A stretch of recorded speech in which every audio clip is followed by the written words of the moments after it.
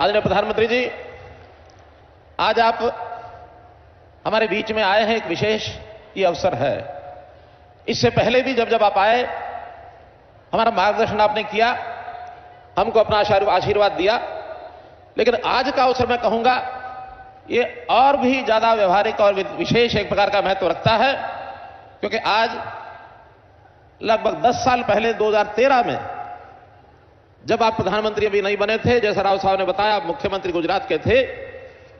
लेकिन देश के प्रधानमंत्री के रूप में देश की जनता आपको देख रही थी। उस यात्रा का श्री गणेश आपने रेवाड़ी से किया था 15 सितंबर 2013 को, और आज वही रेवाड़ी की धरती है जहां पर यहां के लोगों की अपेक्षा, वर्षों पुरानी ये मांग थी, यहां एम्स का जैसा 22वां केंद्र, और अपने हरियाणा प्रदेश में भी हमने हर जिले में मेडिकल कॉलेज खोलने की जो एक मुहिम चलाई थी, उसमें भी इस एम्स का रेवाड़ी जिले के लिए बहुत बड़ा एक महत्व है, बहुत बड़ा एक योगदान है। इस एम्स से न केवल दक्षिण हरियाणा के लोगों को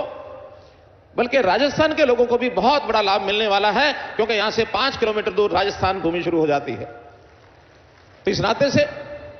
इस एम की बनाने के भूमिका में, जैसा माजरा गांव, यहां के लोगों ने हमको अपनी पंचायती जमीन भी दी है, और यहां के प्राइवेट लोगों की जमीन को हमने खरीद करके और इसके लिए जमीन उपलब्ध कराई है। इसके लिए मैं माजरा गांव का भी बहुत बहुत आभार प्रकट करता हूं। आज के उद्घाटन और शिलान्यास में अन्य भी कई कार्यक्रम हैं, जिसमें मुख्य रूप से गुरुग्राम का मेट्रो स्टेशन जो प्रोजेक्ट है, लगभग 5,500 करोड़ रुपए का ये मेट्रो का प्रोजेक्ट, इसका भी आप शिलान्यास करेंगे, और ये भी बहुत जल्दी पूरा होकर के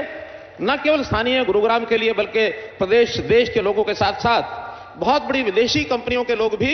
यहां अपना निवेश करने के लिए आए हैं, व्यापार उद्योग करते हैं, उनको भी इसका लाभ होगा। मिलेनियम सिटी गुरुग्राम, उसकी प्रगति हमारे देश की प्रगति, प्रदेश की प्रगति में बहुत बड़ी भूमिका अदा करती है, उसका भी हमको लाभ मिलने वाला है। इसी प्रकार रेलवे के कई प्रोजेक्ट,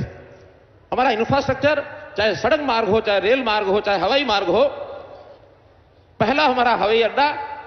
हिसार में तैयार हो रहा है, बहुत जल्दी वहां डोमेस्टिक और इंटरनेशनल इस प्रकार की फ्लाइट्स का विषय भी शुरू होगा।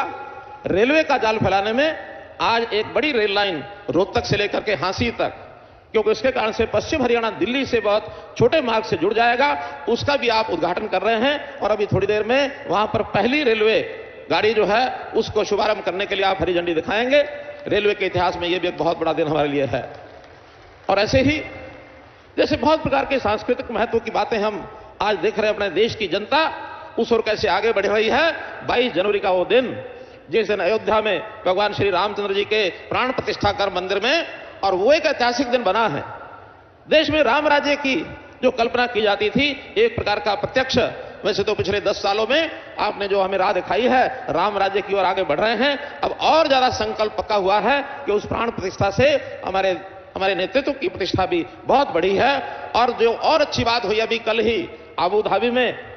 आपने जो मंदिर का जाकर के वहां उद्घाटन किया, और जिस प्रकार विदेशों में भी, कतर में भी ऐसे मंदिरों का जो उद्घाटन, ये भी दुनिया के इतिहास के अंदर एक नई बात जो हो रही है। उसी कड़ी के अंदर भले छोटा वो पग हो, लेकिन महत्वपूर्ण है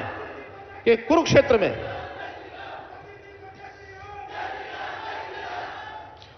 में भगवान कृष्ण की धरती,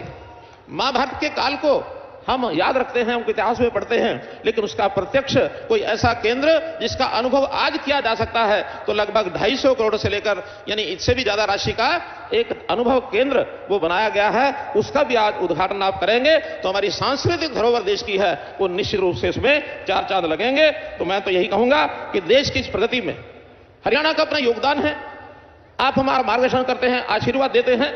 और जब कभी हम कोई अच्छे काम करते हैं, मुझे बड़ी प्रसन्नता है कि उनका उल्लेख करके आप हमारी पीठ थपथपाते हैं। और इस कारण से हरियाणा भी आपके बताए मार्गदर्शन में दिन दुगनी रात चौगुनी करने, आगे बढ़त लगाने में, उसकी प्रगति करने में लगा है, और विश्वास दिलाता हूं जो आपकी हरियाणा से अपेक्षाएं हैं उसको हम पूरा करेंगे। अपना देश दुनिया में एक विशेष स्थान प्राप्त करे,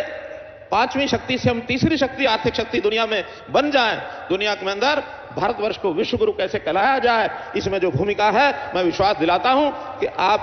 हरियाणा से जो अपेक्षा करते हैं उसको हम पूरा करेंगे। आज इस अवसर पर मैं हरियाणा की 2,80,00,000 जनता की ओर से आपका अभिनंदन करता हूं, स्वागत करता हूं, आपका आभार और धन्यवाद प्रकट करता हूं कि आज इस अवसर पर हमारा मार्गदर्शन करने के लिए आए हैं। बहुत बहुत धन्यवाद, बहुत बहुत आभार।